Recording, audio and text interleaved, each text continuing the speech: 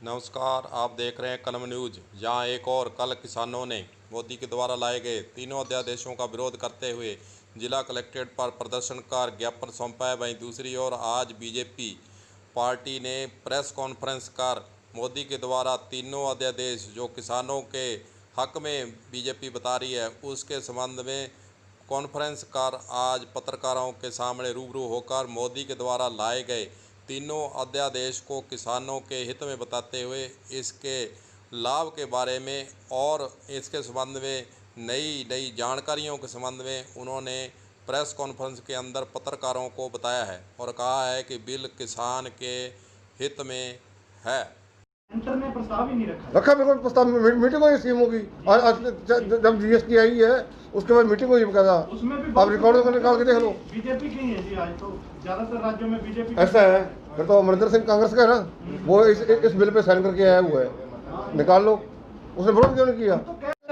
यहाँ विरोध हो रहा है ना, ये राजस्थान सरकार अपनी नाकामियां छुपाने के लिए ये किसानों को दिग्भ्रमित कर रहे हैं। इन्होंने कहा था ना बिजली के बिल नहीं बढ़ाएंगे, कितनी बार है ये तो आप यूज कर रहे हो। चलो हमारा तो हुआ, हमारी सरकार ने 800 रुपया इसके अंदर छूट की हर महीने के अंदर, 10 रुपये साल की, वो भी लगा दिया इन्होंने।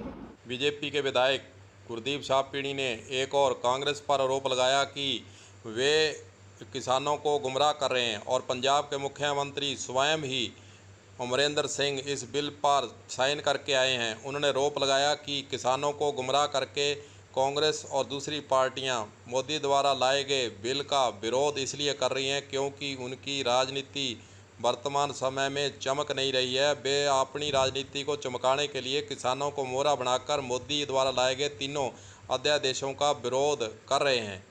बीजेपी के जिलाध्यक्ष बलबीर बिश्नोई के द्वारा इस बिल के संबंध में और क्या क्या कहा है वह भी आपको सुनाते हैं। केंद्र की भारतीय जनता पार्टी की सरकार ने, आदरणीय प्रधानमंत्री जी एवं सम्मानीय कृषि मंत्री जी ने इस देश के अन्नदाता के जीवन में बदलाव के लिए, उसकी खुशहाली के लिए संसद में 3 विधेयक पास करके, और उसमें सबसे पहला जो लंबे समय से किसान संगठनों की मांग थी कि किसान को छूट होनी चाहिए कि वो अपनी फसल का मूल्य खुद तय करे, कहीं भी बेचने को इसको छूट मिलनी चाहिए, किसी भी प्रकार का टैक्स नहीं हो।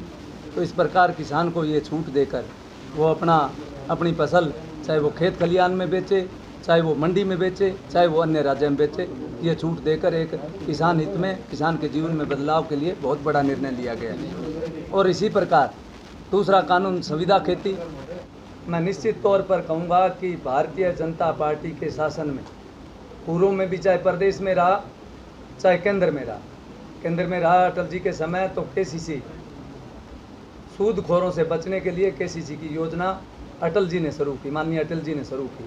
उस समय भी कांग्रेस ने विरोध किया था कि किसान की ज़मीन हड़प लेंगे बैंक। तो इस तरह इनका विरोध करना काम है। आज तक अगर ये किसान की इस तरह सूद लेते, किसान के हित में काम करते, तो आज किसान की ये हालत नहीं होती। इन 6 सालों में लगातार किसान के हित में अनेकों कार्य हुए। सर, किसानों की अगर स्थानीय व्यवस्था देखें तो किसानों को सब 6 माह जो खेत में फसल होती है तब तक इनका जो आर्थिक आवागमन होता है वो मंडी के थ्रू ही होता है। तो ऐसे में सर आगे अगर सीधा कुछ होगा, मंडी की अगर भूमिका खत्म कर दी जाएगी तो वो सब व्यवस्था में कैसे कुछ बदलाव करें? मंडी की भूमिका खत्म कहाँ, यही तो कर रहे हैं कांग्रेस वाले। भाई अगर कोई मंडी में बेचना चाहता है तो आप मंडी का टैक्स खत्म कर दो, जो मिल में डायरेक्ट बिक रहा है वही उसी भाव मंडी में बिक जाएगा, तो हमारे व्यापारी भाइयों को व्यापार भी चलेगा और इन जो तोला मजदूर भी हमारे भाई हैं उनका भी काम चलेगा। खुद ही लोगों को दिग्भ्रमित कर रहे हैं, जो काम इनको करना चाहिए उसके लिए दिग्भ्रमित कर रहे हैं। आप मंडी के सारे टैक्स 6 से 7% खर्चा है, ठीक है, मैं लाने का जो मेरे जिन्स का लाने का जो मंडी तक है खर्चा, तो उसका मुझे फ़ायदा भी है उस व्यापारी से, वो मेरे सुख दुख का साथी है, उससे मेरी सामाजिक व्यवस्था है। हम कब कह रहे हैं कि इन मंडियों को उजाड़ो? हम तो कहें मंडियाँ रहनी चाहिए। और आज से 3 पीढ़ी से इन मंडियों के जो हमारे आड़ती है उनसे हमारे संबंध रहे, प्रत्येक किसान के संबंध रहे।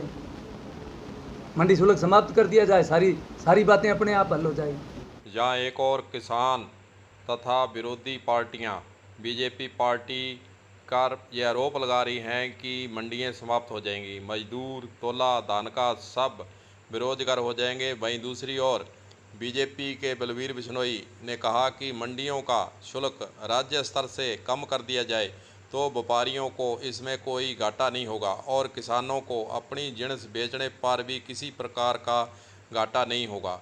दोनों पार्टियां अपने आरोप प्रत्यारोप पर लगी हुई हैं और किसान के द्वारा भी बीजेपी के विरुद्ध मोर्चा खोला हुआ है और किसान ये चाहते हैं कि मोदी के द्वारा जो तीनों अध्यादेश लाए गए हैं इनको वापस किया जाए और किसान पूरे भारत के अंदर आंदोलित होता जा रहा है। अगर राजस्थान की बात करें तो राजस्थान में भी गंगानगर और हनुमानगढ़ ज़िले के अंदर किसानों का आंदोलन फैल चुका है और उन्होंने 25 सितंबर को चक्का जाम का ऐलान भी कर रखा है। बीजेपी की तरफ से आज प्रेस कॉन्फ्रेंस कर मोदी के द्वारा लाए गए तीनों अध्यादेशों के बारे में किसानों को और आम जनता के आगे अपनी ये राय प्रकट की गई कि मोदी के द्वारा जो अध्यादेश लाए गए हैं वे किसान विरोधी नहीं हैं। बीजेपी पार्टी के द्वारा प्रेस कॉन्फ्रेंस कर यह भी प्रयास किया गया है कि किसान गुमराह होकर विरोधी दल के साथ नहीं जावें और किसानों के हित के बारे में ही मोदी के द्वारा अनेक कल्याणकारी योजनाएं आगे आने वाले समय में भी लाई जा रही हैं। इसलिए उन्होंने यह प्रयास किया है कि किसान गुमराह होकर किसी के बहकावे में नहीं आए। कलम न्यूज़ के लिए गुरदेव सिंह सैनी की रिपोर्ट।